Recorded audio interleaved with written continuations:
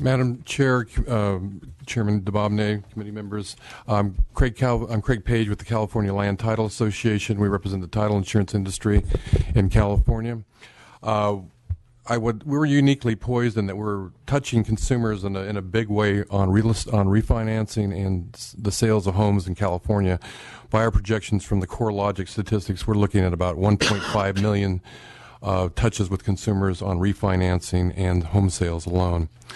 I was reassured by hearing earlier that some of the witness testimony that they wanted to do no harm, because what we've seen, I think, from the title industry perspective, from the inception of this program, is more of a wild, wild west of loan origination in California that I haven't seen in 22 years that I've been with the title insurance industry, as we've seen these loans being rolled out.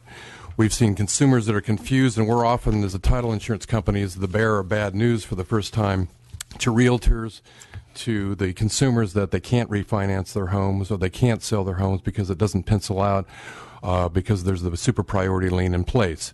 And so I think we're in the position where we're kind of seeing consumer protections that are trying to catch up to what we see as a market loans that are already originated and rolled out 7 years ago. We've seen some of the PACE lenders have come to the California title companies asked us to essentially cloak that the PACE liens are in the preliminary report that we give to lenders and we give to realtors and consumers. We're showing outstanding obligations such as a PACE lien. Early on, we saw some of the PACE loan originators asking title companies to essentially cloak that or hide it in the taxes and not disclose it. We have concerns that they've backed off from that, and the industry, I think, has refused to do it. Some of the other concerns that we have is that the contracts, we are seeing them constantly modified over time. We realize that they're trying to react to consumer concerns, but it seems like they're reacting to consumer complaints that actually go public. And then we see modifications in contracts. We see consumer outreach. We see outreach to seniors in California. And I think that that's as a symptomatic of the fact that they're having to react, that there are problems associated with the super priority PACE liens. I received a call from a San Francisco news reporter from CBS back in June of last year, which I think was really telling, because she called and asked why a senior couple who had a PACE lien on the property was unable to get a reverse mortgage on their property in order to pull out the equity. I think it was for an emergency for the couple. I explained to her why that wasn't the lender that was causing her problems. And then I thought that it was really ironic that here was a senior couple who had to go through extensive counseling for a reverse mortgage in California, and then on the PACE lien, they had absolutely no counseling whatsoever, didn't realize, and they ended up having to eat $30,000 in equity that maybe they wouldn't have, a step that they wouldn't have taken for a PACE loan had they known that they were looking to do that, and especially nearing retirement. I think taking out any loan to do $30,000. Pardon? They would still be on the hook, no matter what, if it was a credit card or if it was just an equity line. I mean, right? So again, we keep talking about debt without talking about the value of it. I think that certainly, I think the industry has I want to state unequivocally, we're supportive of any water conservation or energy conservation in the state of California for the governor's objectives as well as the legislature. But I think the financing aspect is what we're looking at, and the fact that consumers do not understand what they're getting into. They do not understand it's a lien. They do not understand it's a loan.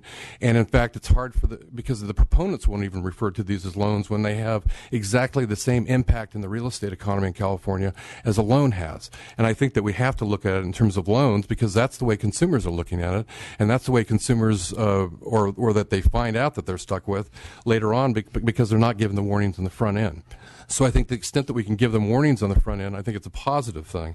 And I think that as you look at seniors and some of the proponents that are rolling out very extensive senior outreach, I think the reason is because seniors are really essentially the canaries in the coal mine on this thing.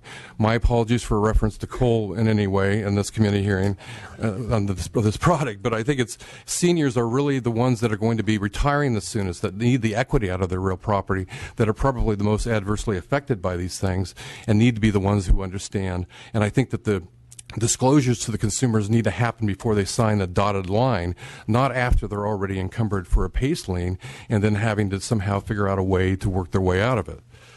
I think that one of the issues too, I heard testimony earlier about the recent problem that we had with with the recession in California and across the nation.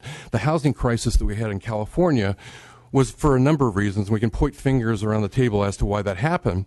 But one of the biggest problems was that California homeowners became over-encumbered on their homes. And they had no ability to go out and refinance, and in many cases couldn't even sell their home for what it was worth. As I look at the PACE program, I see this as being potentially if you look at the California market as an arterial or a body, they could be clogging the arteries of the California real estate market, because you can have PACE liens that can be stacked. Consumers can become easily over-encumbered on their loans, and we see a big concern about us being right back where we were in the housing crisis for a much different reason. And for those reasons, I strongly urge the legislature for us to really build in much more robust regulatory oversight, and it would be nice for a single regulator, so that when consumers ask us when they have a problem on a PACE-related loan where they can go, we can refer them to one regulator so they can get some kind of remedy. Thank you. Mr. Week. Thank you, Mr. Chairman, and Madam Chair, and Ms. Brown. If I could just take a little higher altitude look at what we're dealing with. This is an evolving program. Everybody's mentioned that. It's clearly a new program. It's an evolving program. But as it's evolving, we're seeing some changes in it that have become necessary. For example, the industry has done away with prepayment penalties as people have to cash out these loans. The industry has moved toward an attempt to contractually subordinate, in most cases, on request, so that they facilitate sales. But as we heard from Placer County, almost none of their loans now on a go-forward basis are being assumed. They're all being forced to be paid off. So what we've discovered is that there are about 4 major areas that, if we're to remain viable, this program needs to address, or the legislature, we respectfully submit, should adjust. One is consumer disclosure. Mr. DeBobna's bill has made a big start on that. I believe that we're approaching a consensus on how to do that. They're still pushing and tugging, but I believe we can eventually reach consensus on that. I hope that we can. On lien priority, there's clearly extreme positions from regulators and lenders and from tax collectors. I believe that it is possible to bring a middle ground there. I believe that it is possible to have survivable assessment, but with junior priority on the delinquencies that would be involved in a foreclosure. As was pointed out, we haven't yet had a lot of foreclosures that involve these, but it's an exploding program, and we may yet see a bunch of foreclosures that have to deal with that issue of what about the delinquent side of the PACE. But I think that's a separate program. That's a separate issue. Because the reserve is kind of designed for that as well. Yeah, I don't think the reserve is anywhere near adequate for that. With all due respect to CATFA, if that was a lender and you stress tested it, it would fail miserably because just they don't have enough money in there. They just don't, and that's why I think the federal regulators disapproved it as a mechanism. It's also cumbersome, but I think there is a way to deal with that. But that's something that we are, as an industry and as a regulator, going to have to address as we go forward, is how to deal with that lien priority issue. It may not be that you can just do away with it and make them junior notes and wipe them out when there's a foreclosure, but you may be able to deal with the transfer of risk, as Mr. Pollard described, and if the PACE providers can make their case, or the CEC can demonstrate that some of these improvements actually add value to the property or preserve and at least don't detract from value, then the equity is not at risk, and we can deal with only the delinquencies. If that can be demonstrated, that may be a middle ground. Thirdly, I would respectfully suggest that as this program has grown, there's been dramatic mission creep in what the program has done. We started out in Sonoma, and actually realtors supported it when it first came out. We started out in Sonoma just doing energy retrofits. Now I can get the charger for my electric car, and my windows, and my insulation, and the reduced flow shower heads that I have to buy anyway. By the way, all funded through a PACE encumbrance. We're looking at perhaps expanding the ability to do seismic retrofits in other legislation by Mr. Monning that's still pending, and who knows what the next thing will be. I would respectfully suggest that mission creep is a problem, and as it grows broader and broader in what we can spend this money on, what we are creating is an open-ended line of credit without without the controls that we would apply to a line of credit. And that's we would do the lending and the homeowner community a grave disservice if we create something that amounts to an equity based financing open-ended line of credit without any necessity for the protections we would have on a line of credit. And then finally, I would respectfully suggest that while there are consumer remedies out there, there is no clear path in statute for the consumer remedies for the consumer to follow. There's no clear path for them to go for a resolution of a dispute, either on the front end, the sales side, or the product quality side, or the consumer or the construction dispute side, or the back end side, which is in a foreclosure situation or when the equipment fails. So with that, Madam Chair, Mr. Chairman, I would suggest that there's fertile ground for at least 3 or 4 different approaches. I believe we're making progress on the disclosure one, but I would welcome an opportunity to contribute for CAR's behalf on the other 3 issues. Very good. Thank you. Ms. Knight, I know you have an actual consumer of one of these products that'd like to talk as well, so we'll split the time between both of you. Okay. Thank you very much for having me here. My name is Elizabeth Knight, and I'm president of PLM Lender Services. We are a loan servicing company that specializes in private investor loan servicing. Private investor loan servicing obviously is different than the mega lenders.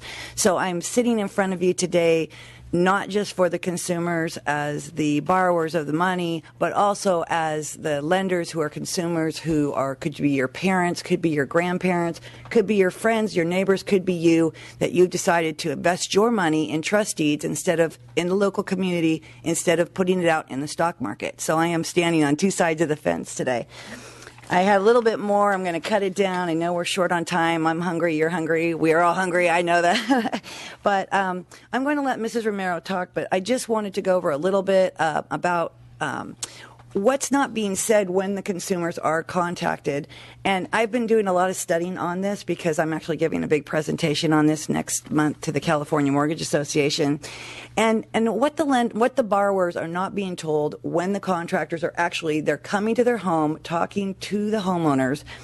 They're not being told that there's a fee to use this money. They're not being told that fee, and it is a 4.99 figure that you did hear from someone else. And not just the 4.99, but the additional fees for like recording fees, administrative fees. There's annual fees that are tacked on to those. So they don't mention any of that. They just say, here's the price of your unit.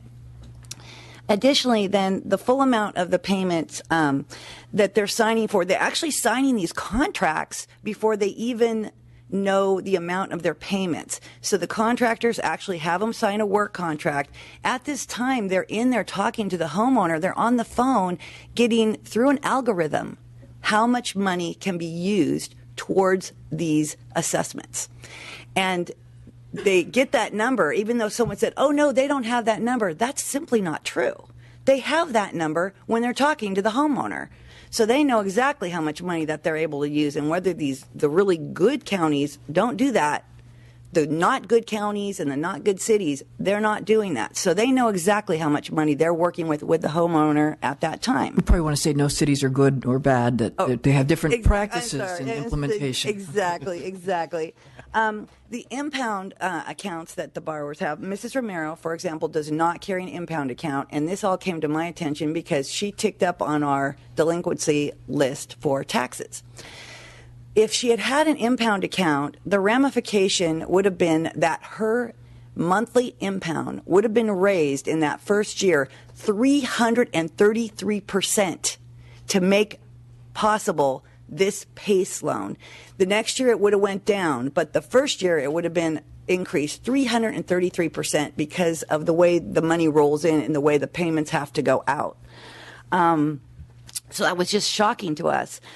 There's no disclosure that there is an actual prepayment penalty if you go to pay these PACE loans off. There's an interest penalty. It's not called a prepayment penalty, but it has to do with the timing of bonds, and it's rather complicated. But there is definitely a place on there where if you pay your PACE assessment off sooner than it needs to be paid, that they're going to pay an interest penalty on it.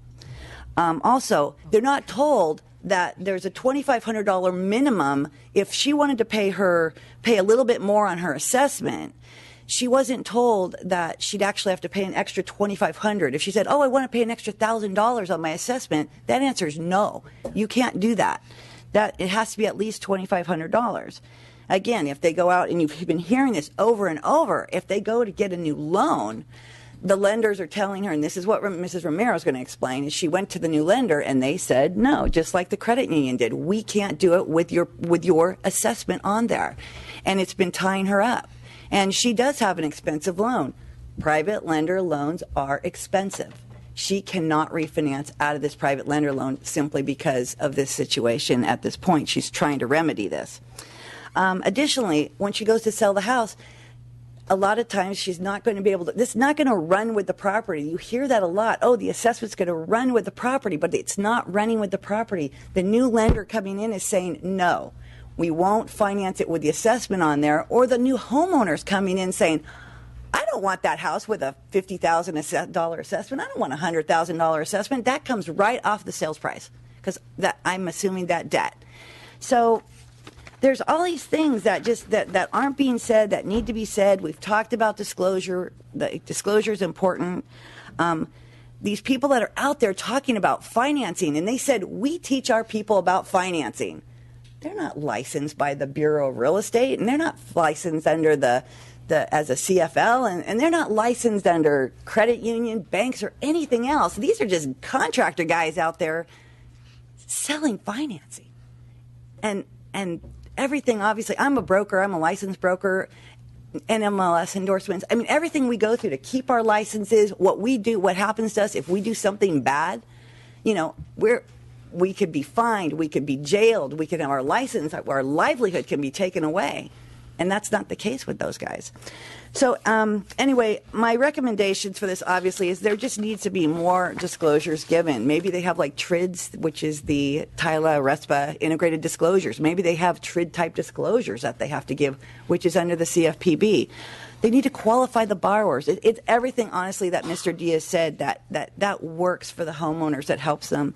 We're almost at our time for the Yep. so we're going to Okay, give her at so, least no, a minute or so to give her a story. You want to speak into the mic, please? Yeah. If you can introduce yourself and where you're from, and we'll give you about 90 seconds. 90 seconds? Maybe 2 minutes. We'll go 2 minutes. It's okay. The chairwoman. My name is Sylvia Romero, and I'm from Fresno, California. I am here today to express my concerns about how the HERO program has been presented to potential customers. I am a HERO program participant. I'm going to tell you that I was first introduced to all of this from our Fresno Fair and our home shows. I didn't participate at the time, but they were very aggressive trying to get customers. But I am a Costco customer, and I believe in Costco's as a retail business. And they have people there who also sell products. And at the time, I needed a new air conditioning as well as a new roof.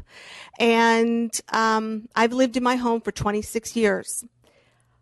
I was approached. I made an appointment. I had a representative come to my home. He talked about his product, and then he talked about the HERO program. His biggest selling point to me was, your loan stays with the property. When you sell your home, whoever buys your home will pick that loan up.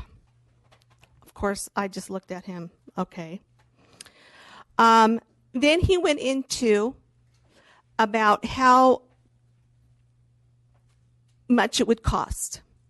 And he had a booklet, and that's all he did. He showed me, you know, if you get this unit or this unit, and this was approximately how much you're going to be paying. After we agreed on, he called somebody, I guess from the HERO program, whoever it was, on a phone, on an iPad, and basically gave him all our information. We waited 20 minutes for an approval for almost $20,000. Okay. At that point, he also mentioned, well, by the way, your unit only costs you $11,000. You've got this amount left. Please use it up, because if you don't use it up, you will lose it and you'll have to reapply. So, of course, then as a consumer, okay, well, I need a roof. He goes, oh, I've got somebody to help you with that. I'll let you know. I'll have them call you. Next day, I get a call. Line up again, another appointment. I had an air conditioning put in 4 days. I had a roof put in within the month. I received only, after we signed, only electronically, mind you, not paperwork, strictly paperwork, you could actually see everything. This is what I received in the mail, a certificate of completion. And then months later, I received, oh, thank you for, participating. And then a lovely bill that came to me, which was extremely much out of the range of what these men talked about.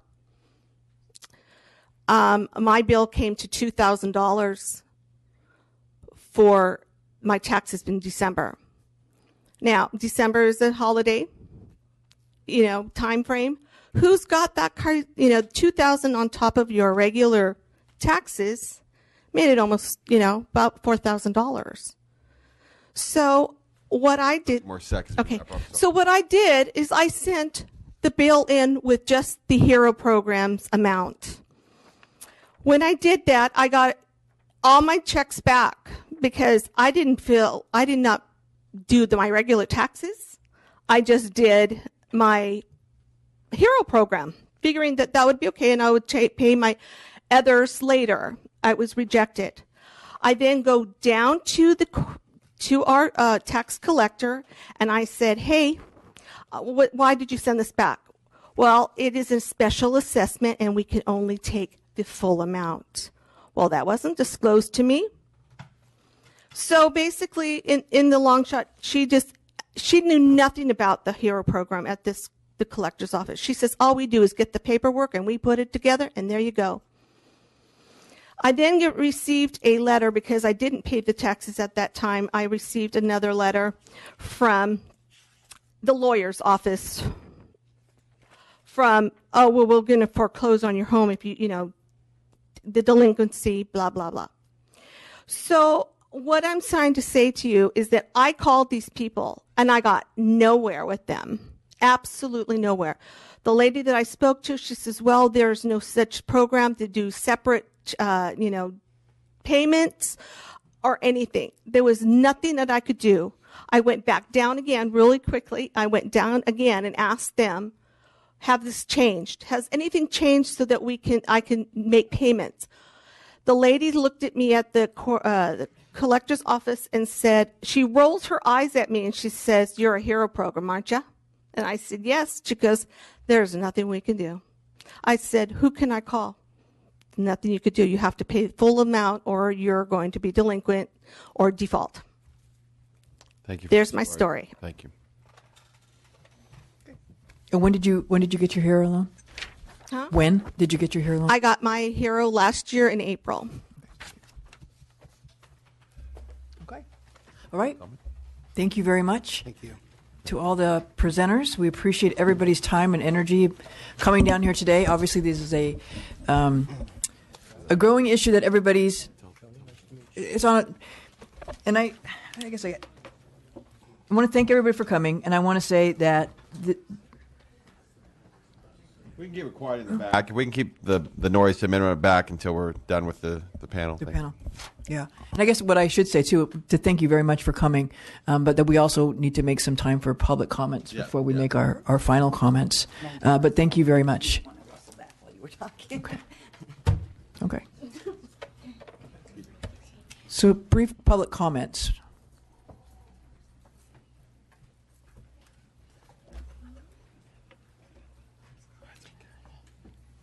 Good afternoon, Commissioner, Madam Commissioner, or Chairperson, rather, and committee members. Speak a little closer to the mic. I'm sorry. Yeah. Is the mic on? I can't- I'd like to share that I'm also I'm a resident of Los Angeles County and a homeowner there, and a customer. Can you identify yourself, sir? My name is Shane Purcell, and I'm a customer of the HERO program. And A little bit. I just had to say that her experience was not at all indicative of what the common practice is, to my knowledge. I was told about the HERO program through a contractor, but he never made any attempt to sell or to give me any information other than here's a website and a phone number. You could reach out to them to see if you're interested in it. All of my contact with the HERO program was done directly through them. And, in my experience, it was made very clear. I mean, I guess I have to say that I understood that I was getting a landscaping project done and that the HERO program was going to pay the contractor. And in my mind, that was a loan. I mean, there's nothing else that could be. You would admit that's a loan. Yeah, I knew immediately that's how that works, right? They're paying and I would have to pay them back. That's a loan. So the comment from the credit union representative here didn't seem at all like indicative of what we experienced in my family. Like they were completely upfront that it was a lien, that it was going to be payable through my tax bill, that it was a loan. I understood all of that. Repeatedly contact with them to make sure the contractor was providing the service that they agreed to before I ever signed off on it, and the disclosure was more than adequate. And you were here just as a consumer today. That's correct. Thank you. Thank you very much. Any other? Good afternoon, Chair, Madam Chair. My name is Michael Demeretz, and I'm actually from Tustin, California, and I am here as a consumer as well. I own a property that was built in 1880, and we're on about half an acre in the Old Town section of Tustin, a flat property. We actually replaced the entire turf of all the grass on the property, and actually we operate the property as a wedding venue, and we do a lot of charity events. And over the last 5 or 6 years, we've raised about $850,000 for charity, and so the property is used quite frequently. And so we were very excited to have the opportunity to do the landscaping project. We actually replaced 3,300 square feet of turf, and using the HERO program, we actually were able to get it done quickly. We've had it. It was installed in August of last year, and we're very pleased with it. And actually, had we not had the program available, it would have been very difficult for us to do at the time. Thank you. Others? That's it. Okay. So thank you all very much for coming today and providing valuable input. I think we've heard a lot of different perspectives on this issue, and clearly this is a new program that when it was rolled out, and again, this is a through legislation, this was our idea to do this. And so people are now implementing it in the ways that they have been able to make work in their counties and their cities. So we've heard some pros and some cons, and certainly some more work that probably needs to be done, maybe some authority to audit. I think we still need to be able to gather good comprehensive data on what the problems actually are. And we know, just by record, that the banking community, the FHA, have not been a fan of this program since its implementation, since its inception. There has been a conflict between the banking community and us, as well as providers. But I think when we started this program, nobody thought it would go into the third-party provider arena as well. So I think we have more to look at. And as diligent legislators, that's what we'll be doing. But we certainly want to thank everybody for today, and I think we have a lot of food for thought as we go forward. I just want to thank the chairwoman. We'll make this very brief because I think we've all waited very long to get out of here. But I would thank all my colleagues who were able to come here on a day where we were out of session. It's very hard in terms of scheduling to make as many members available for this, and I think the members that attended are better off for it. I know I am. And I appreciate both my staff and the staff of local government for the hard work on this. And really want to thank all the participants today from every one of the panels. I thought it was very, in terms of at least my personal knowledge on the issue, rewarding to understand this issue a little bit better, to see it from a little bit different point of view. And I want to thank everyone that traveled up here today for this, and look forward to working on this with my colleague from Stockton. Thank you so much. Thank you. We're adjourned.